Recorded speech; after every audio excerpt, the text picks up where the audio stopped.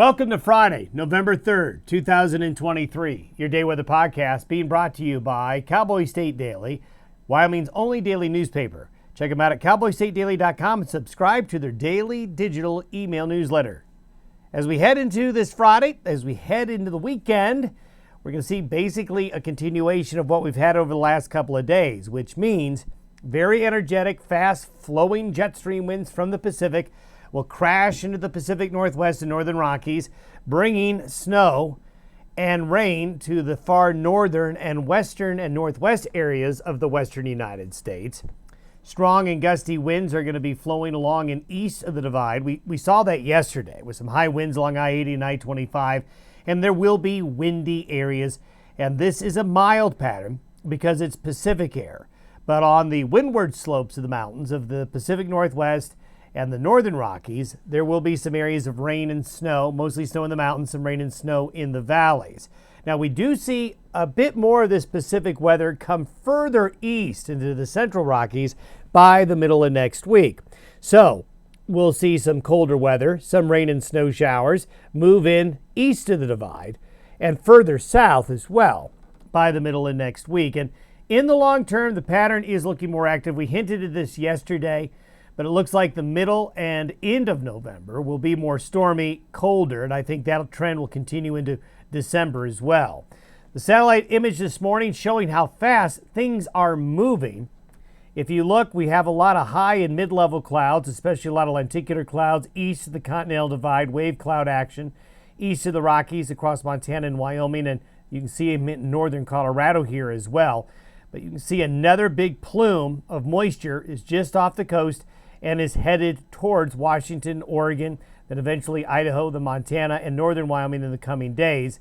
While the axis of the jet stream is basically like this. So nothing going on down here. All the action is going to be up here in the coming days where those strong jet stream winds are flowing. And from the satellite image to the 500 millibar chart, there's the low right there that is just off the coast that we just showed you. Strong jet stream winds pushing in right here. That west to east flow is flooding the nation with Pacific air and generally moderating temperatures. You know, they were really, really cold and will be cold for another day in this part of the nation here. And we had some temperatures that were as cold as they've been in 70 and 80 years in Georgia yesterday. But all these temperatures are going to be getting a little bit warmer as that Pacific air gets pushed in. Windy areas, here are the wind gust forecasts through Sunday. So you can see, as usually is the case, right along the Continental Divide, in the mountain gaps and near the mountain gaps, plenty of high winds will be developing. A lot of wind over the water here under those jet stream winds. So I-80, I-25, again, will be windy, but also some strong winds all along the east slopes of the Wind Rivers, the east slopes of the Absarokas, and just out of Yellowstone Park there. So there'll be windy areas, but that means mild temperatures. This is the precipitation forecast through the weekend. So through Sunday, we again see those northern areas most exposed. A little bit of shower activity will develop as some of that moisture gets pushed up around the high like this, across portions of Nebraska and Kansas, but nothing to write a letter home about. But you're going to see some pretty significant snow in the Yellowstone Plateau, a little bit of snow in the Bighorns.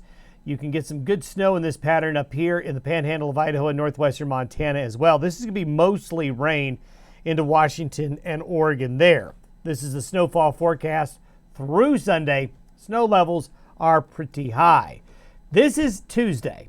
By noon Tuesday, some of that weather up here in the Gulf of Alaska gets pushed eastward. Now it's disorganized, so this is not going to turn into a large storm, but colder air, a colder air mass, and some Pacific moisture will settle into the northern and central Rockies, pushing a bit further south and east off the Pacific coast.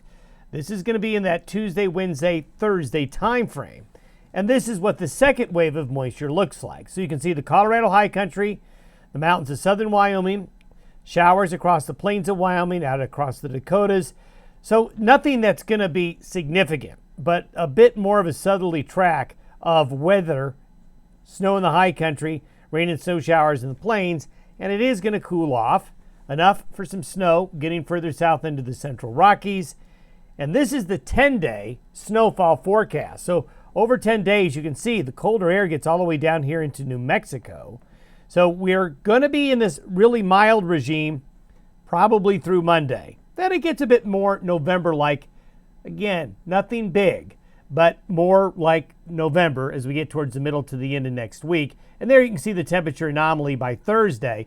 Colder air, not terribly cold, but colder air does come back into the western United States with that pattern change. Now, long term, this is what we talked about yesterday and what we hinted at the beginning of the podcast, that towards the middle to the end of November, it's going to get more stormy. We probably will have, during the week of the, the week of the 13th, we're going to have a larger, colder low come into the western United States, dig further south and east into the region, and be followed up by other systems. Notice high pressure wants to start to build into the Gulf of Alaska again. We were showing you that with the negative Eastern Pacific oscillation, and that's what you have when you have a high pressure ridge developing in the Eastern Pacific. So we'll still keep an eye on the middle to the end of November for a colder, more wintry trend. In the meantime, have a good weekend. We'll see you on Monday.